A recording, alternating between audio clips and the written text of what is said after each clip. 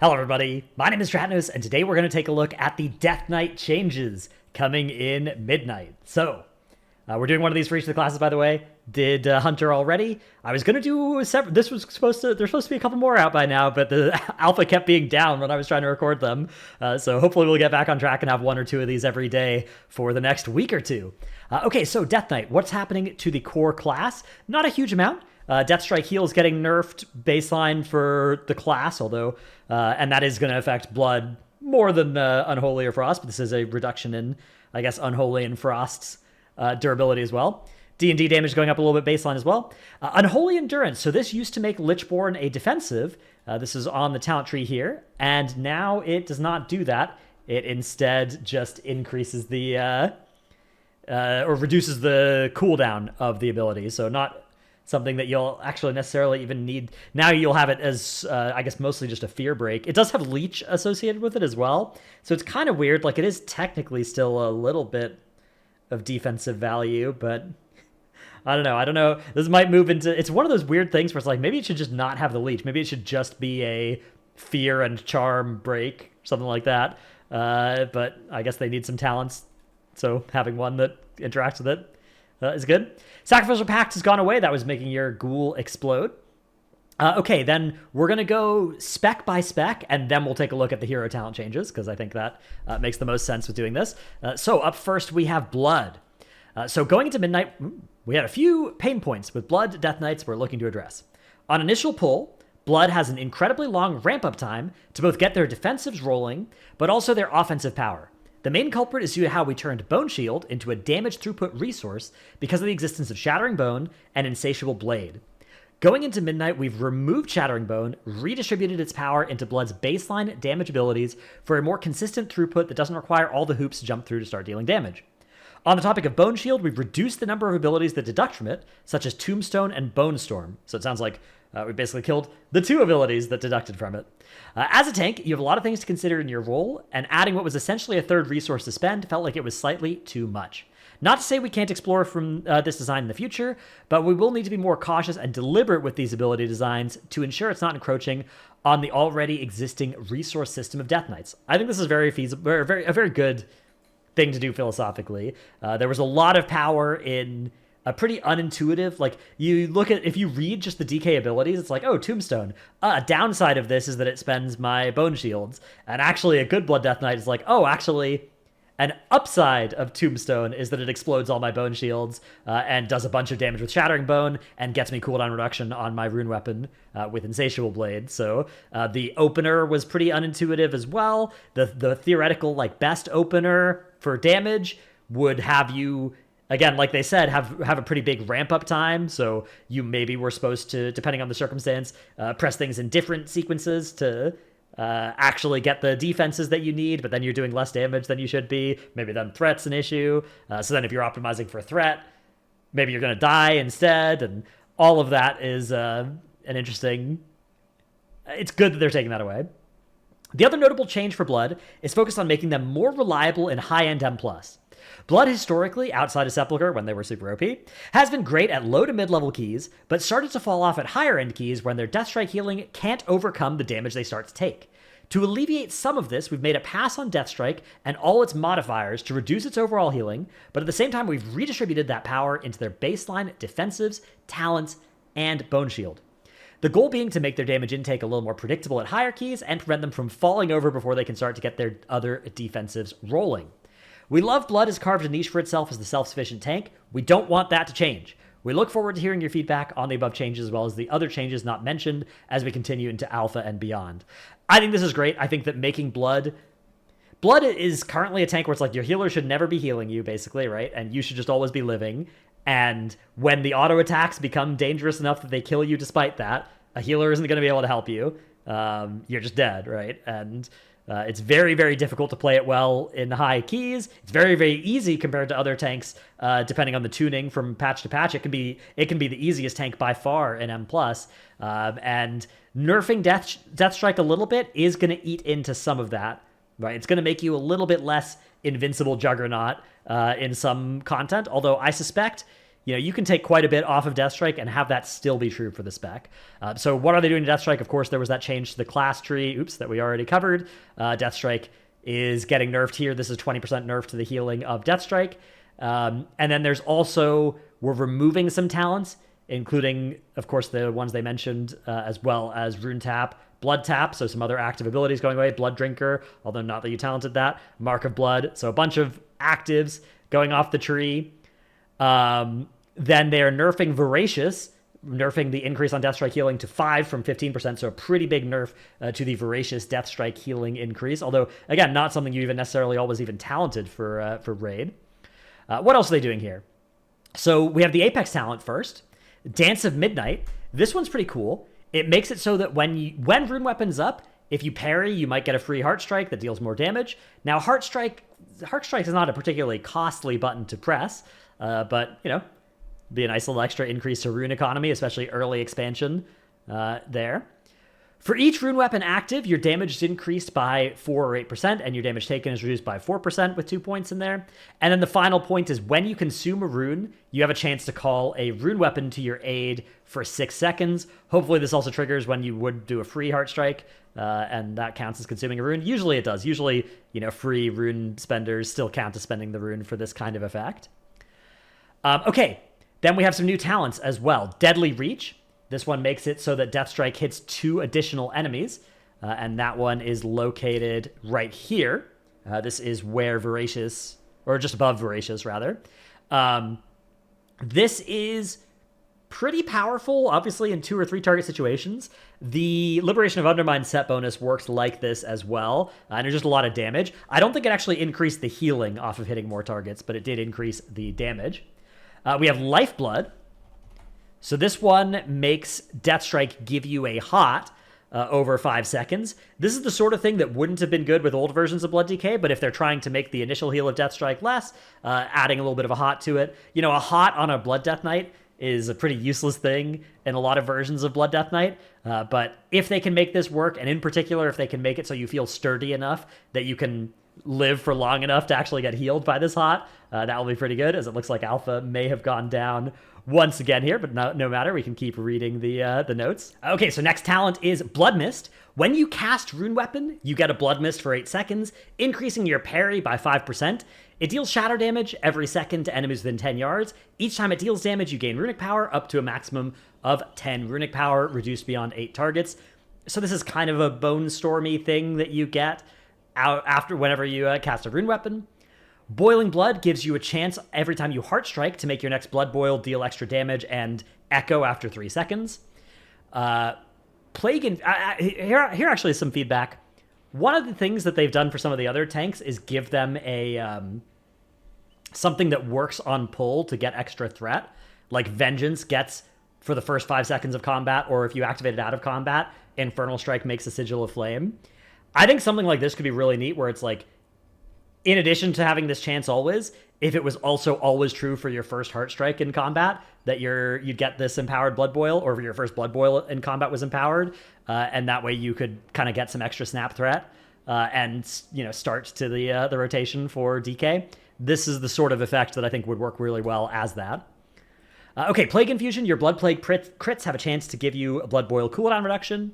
Sanguinary Burst. When Blood Mist ends, it deals shadow damage to nearby enemies, healing you for the damage dealt, increased based on the runic power you spent while it was active.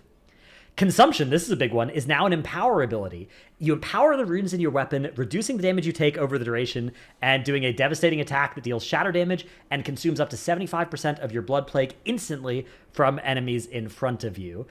This is a little bit of a weird one. It feels kind of... So you can move while channeling this consumption, and you can also... It gives you damage reduction, and the damage reduction is 5% for stage 1, 10% for stage 2, and 15% for stage 3.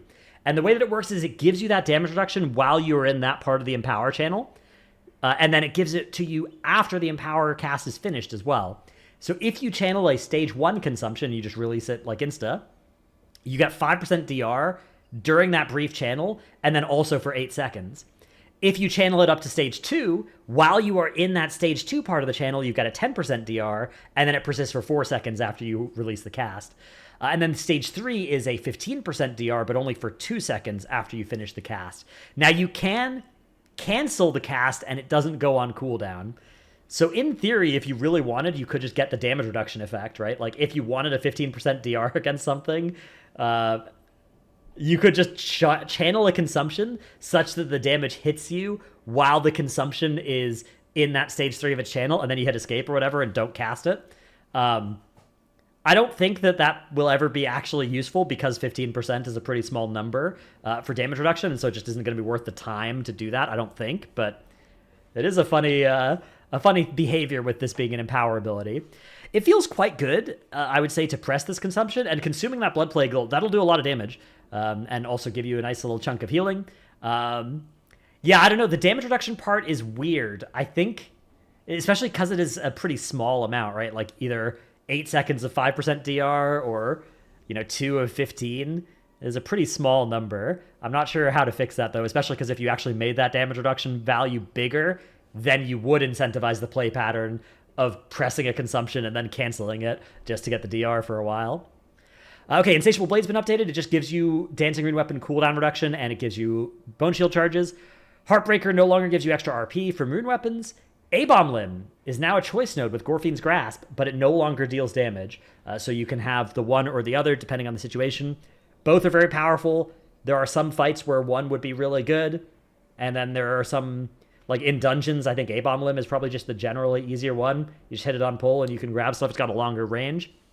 Gorfine's is really nice, though, as well. They're basically baking in the upgrade to it, so it's going to be a shorter cooldown than A-Bomb Limb, and it also comes with a silence.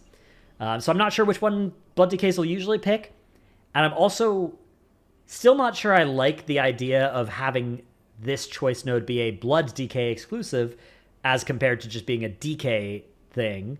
I think that, if there are boss fights in Raid, for instance, where A-Bomb Limb is super good, I like the idea of DPS DK getting access to it as well. Especially, I guess with the CD that it had, you wouldn't be able to just use one Blood DK as a replacement for 2 DPS DKs on Demencius, but it's pretty close, actually. If you could just do 2 grips on the first platform, and you would just need to handle one ad. I guess, no, the 2-minute cooldown is pretty prohibitive to actually having one Blood DK replace 2 DPS DKs on Mythic Dimensius, but there are definitely fights you could design, and they have designed in the past, where one A-Bomb Limb, kind of covers the need for multiple DKs on a fight. So they got to be careful about doing that, I think, with this now being back in the game. Okay, Everlasting Bond down to 4 from 6. We already talked about Voracious. Bone Shield, armor increased by 25%. Big deal here to baseline sturdiness. Improved Bone Shield, 2 extra stacks of Bone Shield by 2. Stacks of Bone Shield by 2. Blood Fortification increases base armor by 35%. Carnage no longer affects Blood Drinker because Blood Drinker's been removed, along with this other stuff. So yeah, pretty big set of changes to Blood DK. The amount of keybinds, you could see while I was successfully logged into Alpha, has gone down by quite a bit as well, although a lot of this stuff you didn't actually talent. A lot of these actives you'd never actually talented simultaneously, but even just taking away, Tombstone and Bone Storm is a couple of keybinds reclaimed for Blood DKs, so this seems pretty fun. The Apex talent gameplay actually seems like one of the more fun Apex talents, because there's a lot that are pretty boring of the ones that are out right now. So yeah, pretty happy with Blood DK. All right, up next is Frost DK. Basically, they're pretty happy with Frost DK because they just updated it, but they do want to implement better tuning knobs that allow for Frostbane and Breath Syndragosa to be able to compete in single target. And we're also updating Obliterate to be partially dealing frost damage, so we can fine-tune the throughput difference between casting it with Killing Machine or without, where we believe is needed. The Apex talent's pretty cool. So Frostworm's Fury, it's about Frostworm's Fury. It deals extra damage to the first enemy it hits and gives you haste. The 2-pointer in the middle makes it give you runic power, and recalling it gives you Killing Machine. And then the final point is what lets you recall it. So it deals, again, 100% increased damage. After it flies away, you can cast it again, and it flies back to you from where it flew. And then that, of course, gives you the Killing Machine stacks as well. So this seems pretty fun. This seems like another fun Apex talent. Obliterate's been updated, where it just deals some frost damage now as well. And Shattering Blade has an additional effect. When Frostbane consumes Razor Ice on your main target, it deals additional damage instead. And Empower Rune Weapon, this is a big one, is now instant, no longer a projectile. Huge quality of life increase on certain fights that have a center of the hitbox far away from you, which is Dimensius, was very, very unfortunate for Rune Weapon. Took a while after you pressed it to actually get the benefits. Unholy! Okay, big one here. In Midnight, our primary goal for Unholy is to deliver fantasy and gameplay that truly embody what it means to be a master of disease and raising the dead. We found Festering Wound to be mechanically overbearing and decided to move away from it. We're overhauling the core abilities of the spec to create a new rotation that interacts more deeply with your diseases and summoning powers. So we have a new type of summon called a Lesser Ghoul at the heart of Unholy's baseline rotation. Festering Strike now gives you a buff that empowers your next couple of Scourge Strikes to summon a Lesser Ghoul, instead of applying a debuff to a single enemy that needs to be spread and tracked throughout an encounter. So the process of pressing one Festering Strike and then several Scourge Strikes to pop the wounds is basically still there. You press one Festering Strike to put a bunch of, to prep a bunch of ghouls, and then you summon them with your Scourge Strikes. But notably, you don't have to be targeting a specific enemy to do that anymore. It's a buff on your character. Army of the Dead now also summons Lesser Ghouls, and it's the primary CD on a 1.5 minute CD, and the Army of the Dead is basically just summons for Lesser Ghouls, I think is the default text of it. We recognize that having cool ways to summon Armies of the Dead doesn't necessarily create meaningful gameplay. That led us to design a new rune spending ability called Putrefy. This is the third rotational partner alongside Festering Strike and Scourge Strike, so all three of those are rune spenders.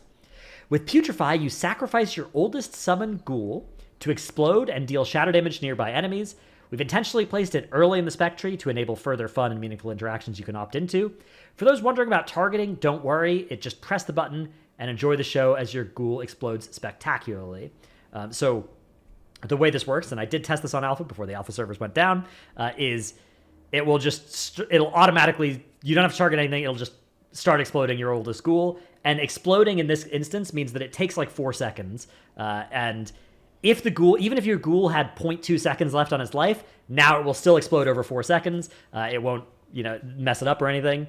And I think the default ghoul lifespan is 8 seconds. So I think some of the rotation fun of this is like making sure that you're pressing Putrefy when you have a ghoul that is just about to expire, rather than just after one expired.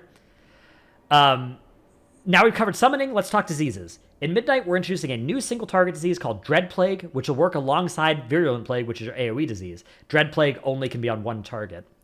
As with summoning, simply applying cool diseases isn't enough, so we're redefining some core abilities and bringing runic power spenders like Death Coil and Epidemic into the mix. Scourge Strike will now cause your diseases to inflict an additional tick of their periodic damage at a % of their effectiveness, while Runic Power Spenders will extend their durations. Extending disease duration becomes important because we're also introducing a powerful disease consumption mechanic via a talent called Blight Burst. When talented into Blight Burst, the explosion effect of Putrefy will consume a significant portion of your disease's remaining duration and deal that damage instantly.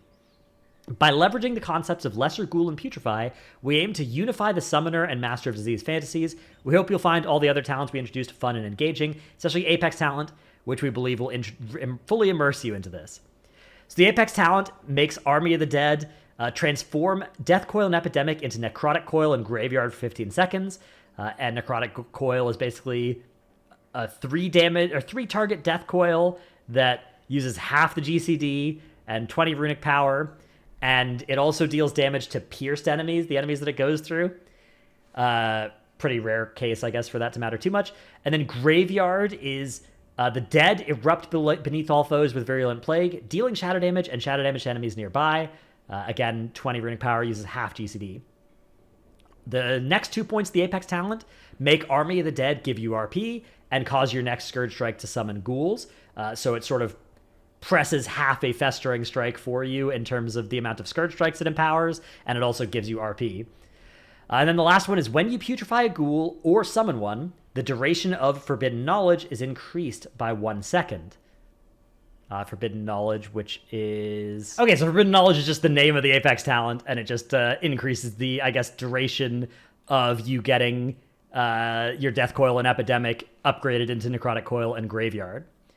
Okay, then there's Putrefy. That's what explodes your oldest ghoul. Ancient Runes, which gives you strength when you consume runes. Applications may overlap. So this is pretty similar to...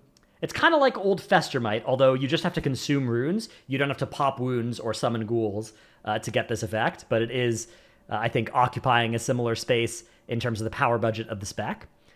Festering Strike has been redesigned, and that just, again, gives you your next either 3 or 4 Scourge Strikes, making a ghoul. Scourge Strike, again, it makes your plagues on the target deal damage. It makes all your dots deal basically 35% of a tick of their dot, and it also spreads Virulent Plague on the target to a nearby enemy. Now, to apply Virulent Plague, it's not like you usually have to do this, because Outbreak will still apply Virulent Plague to all nearby enemies.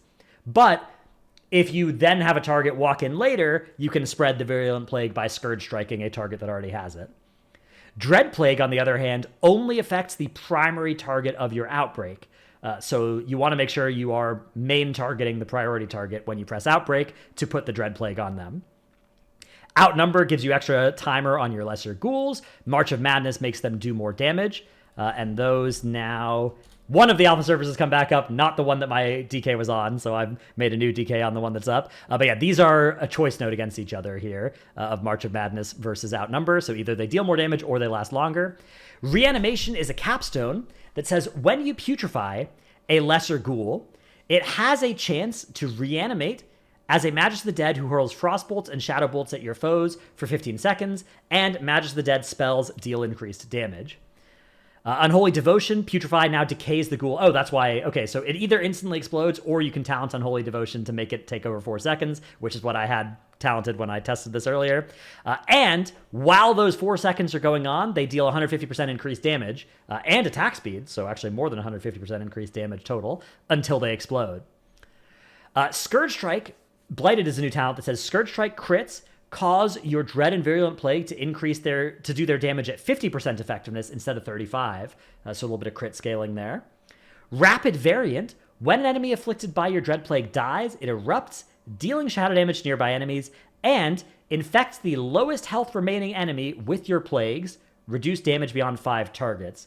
So this can be, you can sort of have this jump your Dread Plague as targets are dying in M+, right? Like you can just always be targeting the lowest health one, and then it explodes, and the Dread Plague jumps to the next lowest health one, and then you kill that one, and it explodes. That could be pretty fun. Festering Corruption. Runic Corruption now increases your rune regenerate by 125%. Scourging. Scourge Strike now instead causes your Dread and Virulent Plague to erupt for the damage they would inflict over 3 or 5 seconds at 35% effectiveness instead of just 1 tick. And this, I think, notably is a good way to then make it sort of your high haste, that you actually get some value out of that. Blightfall, all diseases deal 20% increased damage. Putrid Echoes replaces improved Death Coil. Putrefied damage is increased by 50%, and it now deals damage split between enemies it hits. Each additional enemy struck increases the damage of Putrefied by 50%. Then there's Reanimation is rewritten here, and it says it replaces Forbidden Knowledge, but it's the same text as here. I think this is just not supposed to be here. I don't know. In the notes. Blightburst. The explosion of Putrefy consumes 6 seconds from your plagues on all enemies hits, dealing 100% of the damage they would deal over that time instantly. So this is, again, going to be part of the rotation of you have some ways of extending your disease effects, and then maybe you're supposed to putrefy just enough that you keep burning through as much as you can extend of those diseases. Clawing Shadows has been redesigned. It's now a passive that increases the damage of Scourge Strike and causes it to grant you Clawing Shadows up to 4 times. For each stack of Clawing Shadows, it chains to an additional enemy. Each subsequent chain deals reduced damage. So no longer a ranged effect, right? Clawing Shadows used to let you kind of do it from range. But yeah, now it's sort of like an AoE thingy. Sudden Doom's been redesigned. Dread Plague has a chance to exhilarate, 35% chance to exhilarate, making your next Death Coil or Epidemic free and deal 35% increased damage.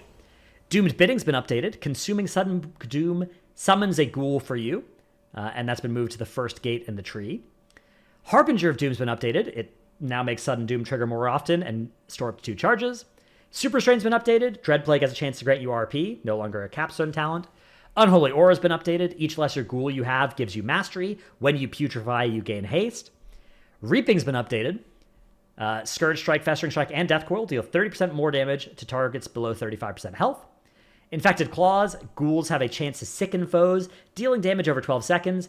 Any remaining damage gets added to the new effect whenever this does damage, so this could be a pretty nasty dot. Dark Transformation has been updated, causes an unholy blast around your ghoul, dealing shadow damage and evolving it into a monstrosity. Death Coil and Epidemic extend the duration of the effect by 1 second. Gargoyle has been redesigned. Army now summons a gargoyle that bombards and gives you RP, and it gains damage for every RP you spend. The other option is Raise A-Bomb, which makes Army of the Dead only summon 4 lesser ghouls, but additionally raise an A-Bomb that attacks enemies while emitting a disease cloud that deals plague damage over 30 seconds. Enemies within the disease cloud take 20% increased damage from your minions, and yeah, either this or Gargoyle you can take here, so that is the choice node there. So it's worth noting, I just checked, you usually summon 8 ghouls with Army of the Dead, and that's true if you have Gargoyle as well. If you take A-Bomb, it goes down to just 4 ghouls, but you do get the powerful effect of the A-Bomb, of course. Okay, yeah, Army of the Dead, 90-second CD, summons 8 ghouls. Festering Scythe is now a capstone talent, and it now says whenever you Festering Strike, you also Festering Scythe, which slashes through all the enemies and hastens all your plagues on them to deal damage 35% faster for 20 seconds. So again, you've got some playstyle options to maybe have really high maintenance upkeep of faster dealing damage dots that you're consuming the duration of, or maybe you can opt out of that and just play with longer duration diseases that you don't have to worry about as much. You automatically get Raise Dead and Festering Strike. You no longer get Outbreak. It's the first node on the tree. Ebon Fever now makes you deal 15% more damage in 75% of the duration, was 12% more damage in half the duration. Death Coil and Epidemic now give you 3 seconds of Plague extension. Coil of Devastation now additionally gives you extra Death Coil damage. Infliction of Sorrow now functions with Dread Plague. Morbidity is now a second gate talent. And all of this stuff is going away, including, very notably, Apocalypse, Defile, huge parts of the old Unholy, in addition to, of course, all the stuff that cared about festering wounds. So, big changes to Unholy. I love it. I think this is way better. Even if there's maybe tuning stuff they have to sort out with this, I think that wounds weren't very, flavorful or fun, particularly. They were fun because you did big damage with them. This version of Unholy doesn't have the natural quadratic scaling that wounds had, which means that maybe it'll be less likely to be OP in any given M+ season whenever they mess up the tuning on that, because that was a natural path to Unholy being OP in M+, was just quadratic scaling off of Festermite plus wounds on a bunch of targets. But this is way more flavorful, way more visible, and way less annoying. Having buffs be on you instead of debuffs on your targets for the ghoul summoning seems good, and you still do have the disease identity and even a second disease now. So yeah, this seems great. I'm a big fan of what they're doing to Unholy. All right, a quick look at the hero talents. Not a huge change here. They're not like reworking the hero talents, but they are adding, of course, the new row to each hero talent tree. So quickly, let's go over what that's going to be. For Deathbringer, upon exploding, Reaper's Mark gives you crit chance. Deathly Blows makes it so that either Frost Strike, Glacial Advance, or Death Strike deal more damage. And Echoing Fury makes it so that Reaper's Mark deals extra damage, and either Rune Weapon or Frostworm's Fury will give you stack or stacks of Exterminate that deal... The Blood version is reduced effectiveness, whereas the Frost version is actually 2 stacks at full effectiveness. So they're making sure it's not too OP for Blood here, I guess. This is a good, I think, set of changes for Deathbringer, and I think in particular adding some Death Strike scaling for Deathbringer Blood is good, because Sand Lane Death Strike damage was so far ahead of Deathbringer Death Strike damage, so I think increasing that for Deathbringer a bit makes some sense here. Rider, we have Ride or Die, which makes it so that DT for Unholy or Pillar of Frost for Frost summon forth either Whitemane for Unholy or Trollbane for Frost. Let Terror Reign makes it so that Death Coil, Epidemic, Obliterator, Frost Scythe make Whitemane or Trollbane respectively cast their versions of that at either 125 or 100% effectiveness. And Unholy Armaments, Horseman abilities deal 5% increased damage. Sand Lane has Thrill of the Blood, making it so that Essence of the Blood Queen gives you mastery per stack. Unending Misery, making it so Infliction of Sorrow gives you extra disease extension. Transfusion, making it so Vamp Strike increases the damage of your permanent ghoul or rune weapons by 10% for 8 seconds. Multiple applications may overlap. And Infliction of Sorrow now consumes 50% of the plagues to deal 100% of that amount of damage.